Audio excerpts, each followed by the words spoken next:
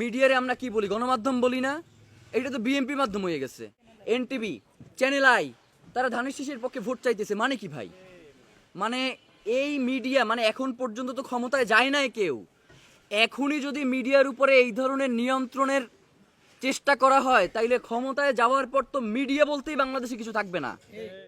এই সমকাল সেই যে ফেসবুকে যে নিউজগুলো দেয় মাল্টিমিডিয়াতে, সে সেইখানে স্পষ্ট করে একটা কোনায় ধানের শীষে ভোট দেন মানে কি ভাই?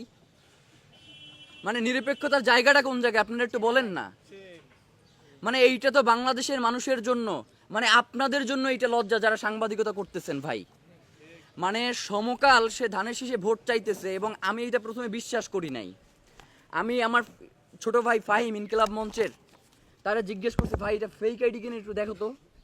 পরেও ঢুইকা দেখতেছে যে এটা ফেক আইডি না, এটা 6.7 মিলিয়ন সমকালের অরিজিনাল পেজ। সেইখান থেকে সে ধানের শীষের পক্ষে ভোট চাইতেছে। আবার এনটিভি, চ্যানেল আই, তারা ধানের শীষের পক্ষে ভোট চাইতেছে মানে কি ভাই? মানে এই মিডিয়া, মানে এখন পর্যন্ত তো ক্ষমতায় যায় নাই কেউ।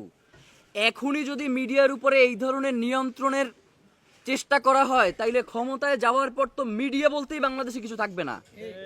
মানে মিডিয়ারে আমরা কি বলি, গণমাধ্যম বলি না? এটা তো বিএনপি মাধ্যম হয়ে গেছে। মানে বাংলাদেশে মিডিয়ার সব থেকে বড় বড় হাউসগুলোর সমস্যা কি জানেন ভাই? এই মিডিয়াগুলো আসলে বাংলাদেশের মানুষের মিডিয়া না, এইগুলো আসলে কোনো গণমাধ্যম না। এইগুলো কোনোটা হচ্ছে সিটি গ্রুপের, কোনোটা বসুন্ধরা গ্রুপের, কোনোটা অমুকের, অমুকের। এই মিডিয়াগুলো যখন যার পক্ষে দেওয়া দরকার তখন তার পক্ষে যায়। এই মিডিয়ার নিজস্ব ব্যক্তিত্ব বোধ বলতে কিছু নাই। বাংলাদেশের মানুষের প্রতি তাদের যে একটা দায়বদ্ধতা আছে, এই জিনিসগুলো তারা যেন বেমানুম ভুলে যায়। ভাই, জুলাই আন্দোলনে এই অধিকাংশ মিডিয়া বিপক্ষে অবস্থান করছে না? জুলাই গণঅভ্যুত্থানকে আটকাইতে পারছে?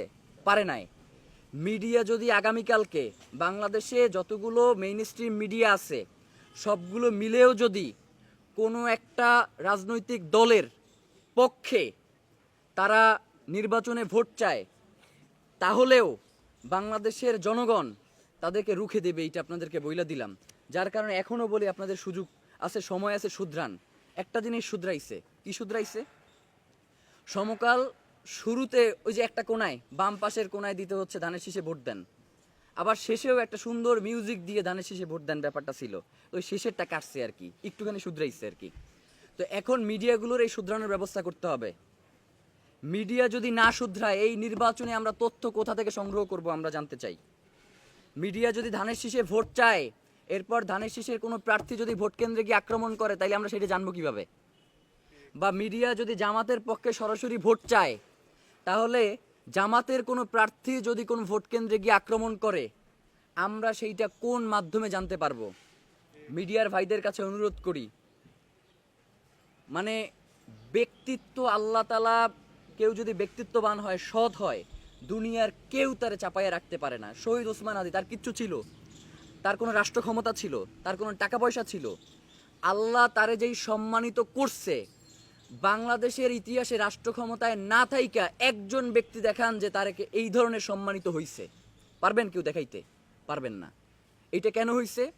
এই লোকটা সৎ ছিল, ব্যক্তিত্বের, প্রচণ্ড ব্যক্তিত্বধারী একজন মানুষ ছিলেন, ইনসাফের পক্ষে কথা বলতেন, আল্লাহ তারে সম্মানিত করছেন। মিডিয়ার ভাইয়েরা যদি মনে করেন যে মিডিয়া হাউসগুলো আপনার কথা বলতে দিচ্ছেন, আপনি যে সংবাদটা নিয়ে যাচ্ছেন সেটাকে প্রচার করে দিচ্ছেন না, মাল্টিমিডিয়ার জায়গা থেকে বহু টাকা পয়সা ইনকাম করা দরকার যায় যদি সুযোগ থাকে।